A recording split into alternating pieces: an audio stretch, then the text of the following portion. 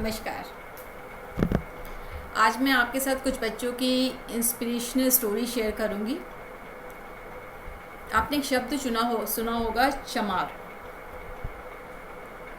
चमार का जो अर्थ है, चमार शब्द बना कैसे? इसका है ये चमड़ा, मांस और रक्त। तो जो लोग इसका काम करते थे वो चमार कहे जाते थे। इसको हम लोगों ने इतनी ही दृष्टि से देखा और इसको इतना तिरस्कृत किया कि अल्टीमेटली ये शब्द उत्पीड़न की वजह बन गया। ये शब्द ही अपने आप में उत्पीड़न बन गया और यही वजह है कि इसको schedule caste and schedule tribe prevention of atrocities act जो 1989 का है, उसमें एक जगह लिखा हुआ है कि इस शब्द का इस्तेमाल अगर हम किसी व्यक्ति के विरुद्ध करते हैं तो ये अपराध होगा। अब कुछ बच्चों जिनके मैंने स्टोरीज़ बता रही थी, कुछ बच्चे ऐसे थे जो हाईली एजुकेटेड हैं, इसी कम्युनिटी को बिलोंग करते हैं। उन्होंने क्या किया कि इस शब्द के साथ एक जो तिरस्कार का तमगा था उसको हटाने के लिए उन्होंने बहुत डिज़ाइनर शूज़, पर्स, ड्रेसेस ये बनाने शुरू की। इसके लिए उन्होंने बॉम्बे के फैशन डिज़ाइनर्स की भी मदद ली और उन्होंने वो इतनी शानदार बनाए, इतनी कॉस्टली बनाए, वो आम लोग के लिए नहीं है। उनका ये कहना है कि इसको हम नॉर्मली फॉरेन में एक्सपोर्ट करेंगे और इसको वो चाहते हैं कि दुनिया भर के जो सेलिब्रिटीज़ हैं वो पहने और ख़ास तौर पे अवार्ड फंक्शंस में पहने। और उनकी ये कोशिश जो है कामयाब होती भी दिख रही है, क्योंकि बहुत सारी फॉरेन सेलिब्रिटीज़ ने उनके इस कदम को बड़ा अप्रिशिएट किया है और इसमें उनके साथ सहयोग करने के लिए अपना इंटरेस्ट दिखाया है और वो उनके प्रोडक्ट्स के बायर बन रहे हैं। इन बच्चों का ये कहना था कि हम ये चाहते, और इस ब्रांड का नाम जानते हैं, उन्होंने रखा है चमार। वो कहते हैं कि हम चाहते हैं कि ये इस ब्रांड से, हम इस नाम से, ये शब्द से पीछा छुड़ा के भागने के बजाय, इसको छिपाने के बजाय हम इस ब्रांड को इतना लोकप्रिय कर देंगे, इतना अच्छा कर देंगे कि लोग चमार शब्द के इससे जो तिरस्कार वाला भाव आता है वो भूल जाएंगे। अब सोचिए कितनी, मतलब ये बच्चे किस कम्युनिटी को बिलोंग करते हैं? वो जो हमेशा से तिरस्कृत रही, लेकिन इनकी हिम्मत देखिए और इनका एक जज्बा देखिए कि अपने आप को सम्मान दिखाने का, अपने आप को सम्मान दिलाने के लिए ये लोग, मतलब कितना शानदार रास्ता इन्होंने चुना है। और मैं तो सैल्यूट करती हूँ इन बच्चों को बहुत।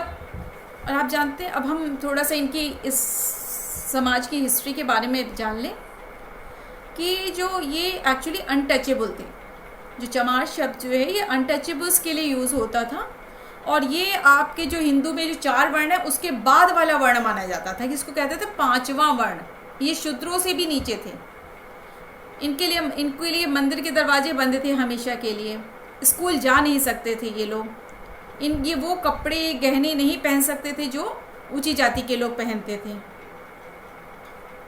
आपने प्रेमचंद जी की स्टोरीज़ पढ़ी होंगी और मेरे ख्याल से नहीं पढ़ी है तो ज़रूर पढ़नी चाहिए। प्रेमचंद जी की ठाकुर का कुआं स्टोरी पढ़िएगा। कैसे कि एक औरत जो है कि वो अपने पति, जो उसका पति बीमार है और उन लोग के लिए जो कुआं था उसमें एक कुत्ता गिर के मर जाता है, तो उसके पति को एक मरणासन अवस्था में उसको पानी की ज़रूरत है। तो कैसे वो ठाकुर को कुएं पर जाकर वो थोड़े से पानी के लिए, उसका संघर्ष कितना बड़ा है। और इस संघर्ष के बाद जब वो लौट के आती है इतने लंबे समय बाद, तो वो देखती है कि उसका पति वही गंदा पानी पी के मर जाता है। आप प्रेमचंद जी की कहानी मंदिर पढ़िएगा, जिसमें एक महिला जो है, दलित महिला, उसको ये स्वप्न आता है कि उसका बीमार बच्चा जो है वो मंदिर में दर्शनों से ठीक हो जाएगा। वो जाती है मंदिर, लेकिन पुजारी जी उसको अंदर नहीं घुसने देते। और लेकिन जब वो ज़्यादा मिन्नतें करती है तो वो उससे कुछ पूजा के सामान उसको खरीदवा देते हैं और जिसके लिए उसको अपने कड़े वगैरह बेचने पड़ते हैं। लेकिन रात को अचानक से जब उसके बच्चे की तबीयत, और वो एक तरीके से ना धर्म की एक जो होता है डर वाला जो माहौल होता है वो पैदा कर दिया जाता है कि इस वजह से तुम्हारा बच्चा बीमार है। सब कुछ बेच के वो पूजा का सामान जुटाती है, और जब रात को उसका बच्चा बीमार पड़ता है वो फिर से मंदिर में दर्शन के लिए भागती है। उसको लगता है कि शायद मंदिर में दर्शन करने से मेरा बच्चा ठीक हो जाएगा। तो पुजारी जी वहाँ पे देखते हैं और इसके बाद भीड़ इकट्ठा कर लेते हैं, और भीड़ उसको जूतों से मारती है, पैरों से मारती है, और ये कहती है कि तुम तो अपवित्र कर दोगे भगवान को और इसकी वजह से तबाही आ जाएगी, क्या हो जाएगा। और उस मारपीट में उसका वो बच्चा मर जाता है। बहुत सारी कहानियाँ हैं। आप प्रेमचंद जी की कहानी पढ़िए, दूध का मोल पढ़िए, घास वाली पढ़िए, कि इनको मतलब ये बड़े अनटचेबल थे, इनको छूना अलाउ नहीं था, लेकिन इनको छूने से हर चीज़ अपवित्र हो जाती थी। लेकिन इनकी महिलाओं के साथ शारीरिक शोषण करते समय ये अनटचेबिलिटी लागू नहीं होती थी। बहुत ही ज़्यादा कष्ट, मतलब बहुत ज़्यादा कष्टकारी इतिहास है इनका।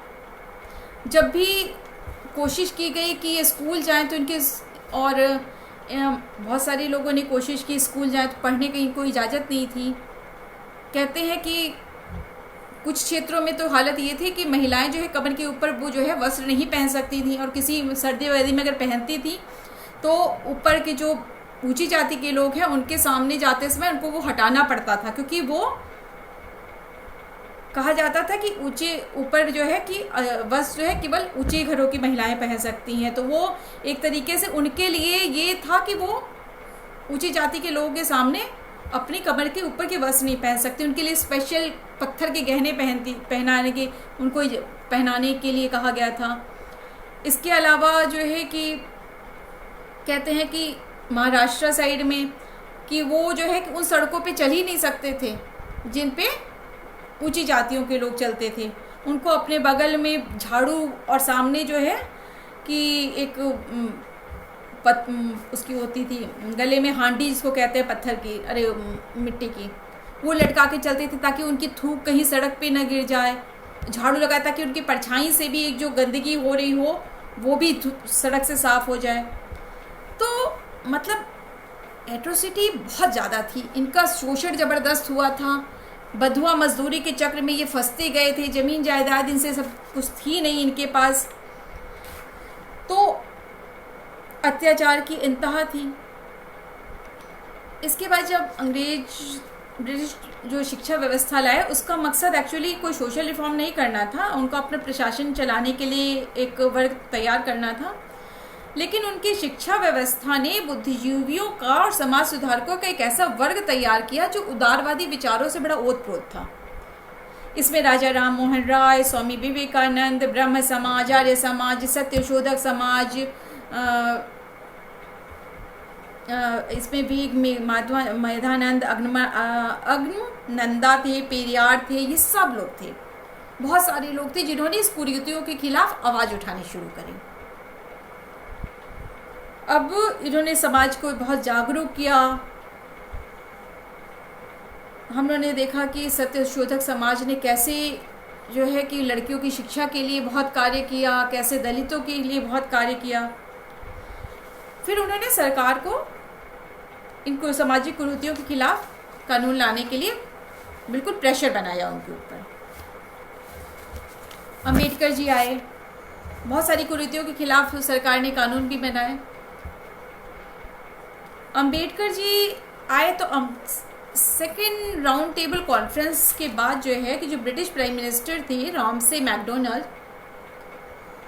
उन्होंने एक लैंडमार्क अनाउंसमेंट किया। वो अपने आप को इंडिया का फ्रेंड कहते थे, और उन्होंने अम्बेडकर जी की कुछ बातों को मानते हुए 1932 में बहुत सारी क्लासेस के साथ डिप्रेस्ड क्लास को भी एक सेपरेट इलेक्टोरल दे दिया। अब सेपरेट उन्होंने मतलब अम्बेडकर जी का कहना था कि इनको इनकी इंटरेस्ट को प्रोटेक्ट करने के लिए इनको सेपरेट इलेक्टोरल सेंट्रल और प्रोविंशियल लेजिस्लेशन में दिया जाना जरूरी है, क्योंकि लेजिस्लेशन में मोस्ट ऑफ द सीट जो है डोमिनेंट हिंदू कास्ट के लोग ऑक्यूपाई करते थे। और ऐसा इसलिए था कि उस समय इलेक्शन लड़ने और वोट देने के लिए एक सर्टेन लेवल ऑफ प्रॉपर्टी होनी चाहिए थी, इनकम होनी चाहिए थी, एजुकेशनल क्वालिफिकेशन ज़रूरी थी। और इसकी वजह से केवल उस समय 13% लोग वोट दे सकते थे।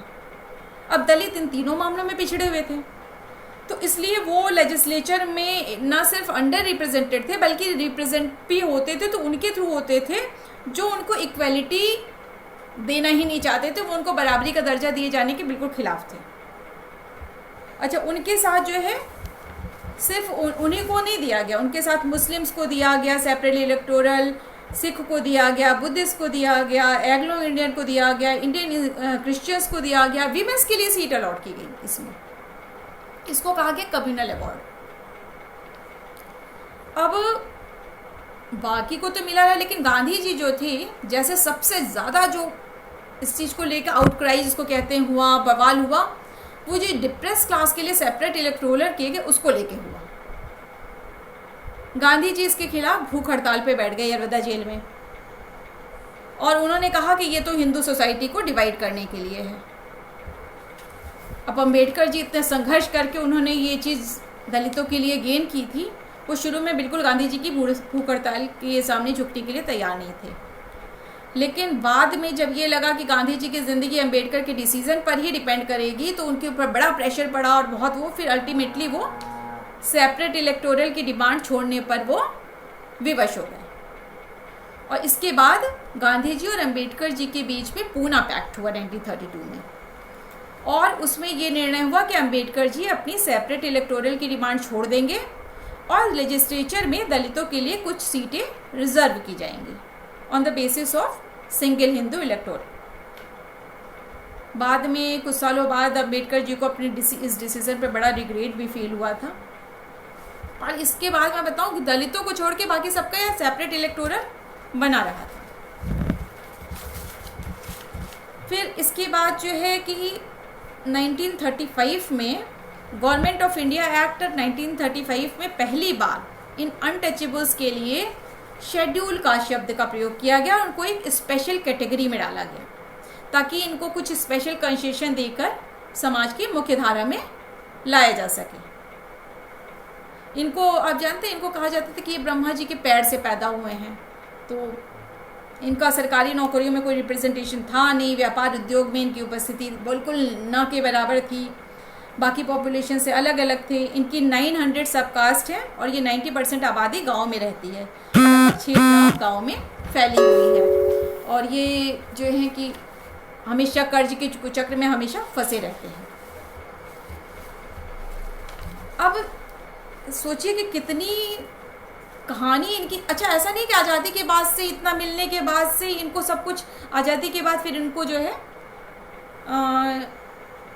बहुत से इनके लिए स्पेशल प्रोविज़न बनाए गए, इनको नौकरियों में आरक्षण की व्यवस्था की गई, और प्रेसिडेंशियल ऑर्डर से आर्टिकल 341 एंड 342 लाया गया, और ये कहा गया कि प्रेसिडेंट जो है कि स्टेट के गवर्नर से कंसल्ट करके कुछ जो एक लिस्ट शेड्यूल कास्ट की तैयार करेंगे, और उसमें जो है और उनको ये स्पेशल कंसेशंस मिलेंगे, और उसमें पार्लियामेंट चाहे तो वो कुछ ऐड कर सकती है और नामों को।